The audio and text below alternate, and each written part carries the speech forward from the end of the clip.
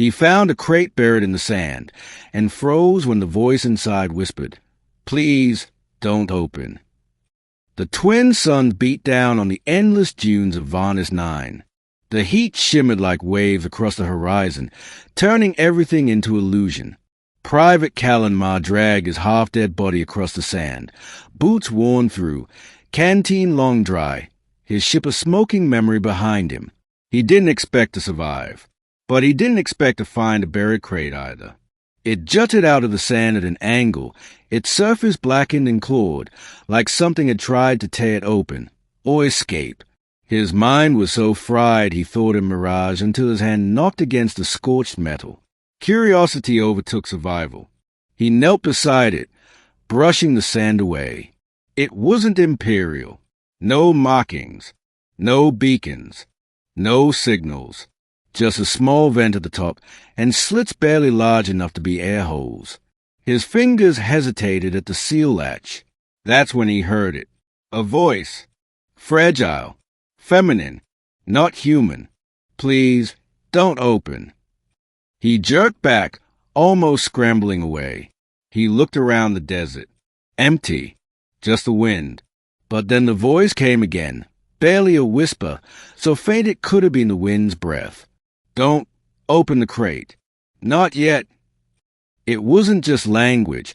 It was translated. Something inside was using a translator field, old tech that humans and some aliens use in diplomacy. But it was coming from inside the crate. Callan hesitated. "Who? What are you?" No answer. Just silence. Then, softly, "They buried me here to die. If you open it, I might not survive." His training told him to leave. His instinct told him to run. But there was something in that voice, not fear, not malice. Hope? Caged hope. "I'm a mechanic." "Human," Callan said, kneeling. "You're in a sealed box under 2 suns.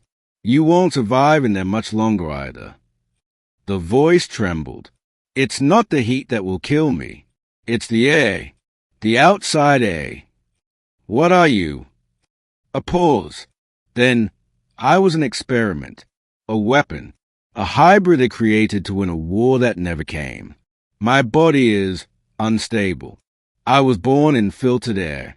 Breathe anything else and I lose control. And if I lose control, people die." Callan stared at the vent.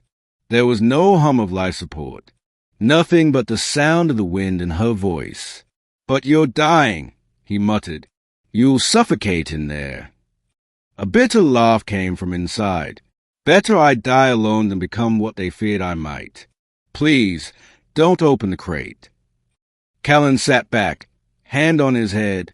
His water was gone. His comms were dead. The sun was dropping now.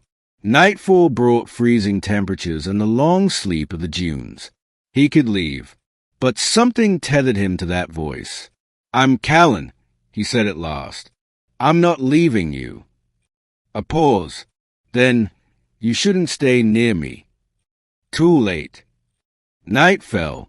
Callan gathered what fabric and scrap he could find and built a makeshift lean-to beside the crate. He found a broken lens in his toolkit and rigged it into a tiny solar stove. He shared the warmth with the box. Even if she couldn't feel it, he liked to pretend she could. They spoke through the dark. Her name was Salith, created by a vanished alien faction that tried to merge psychic energy with biological weaponry. She had never seen stars directly, never breathed free air. They taught her to kill with thought, then locked her away when she refused to obey.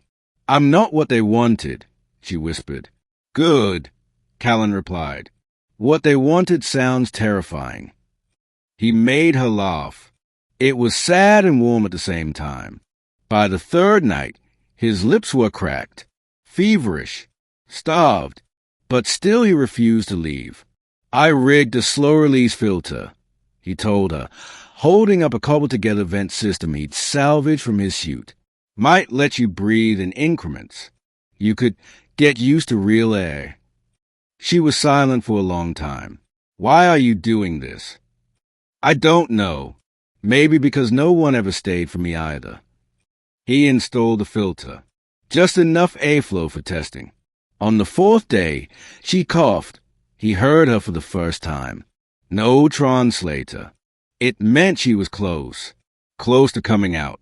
"Do you want to see the sky?" he asked. "Yes, but I'm scared." "Me too." On the 6th day, the crate clicked open with a hiss. She stepped out slowly, unsteady, wrapped in rags and dark wires like veins. Her skin shimmered silver blue in the moonlight, eyes wide, glowing faintly with fear and wonder. The desert wind touched her for the first time. She inhaled, staggered, didn't fall. She looked at him, skinny, pale, sunburned and shaking, and ran to his side as he collapsed. He woke days later in a medical bay on a neutral station. She sat by his bed, no longer afraid of the air. "You saved me," she said softly. Callan blinked. "You're free."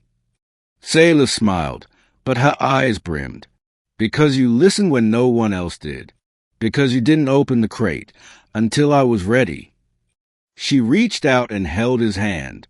Warm, steady. "You're the only reason I still know who I am." And outside the station window, a desert world turned slowly beneath twin suns, just a graveyard of old fears, and a place where hope had finally risen from the sand.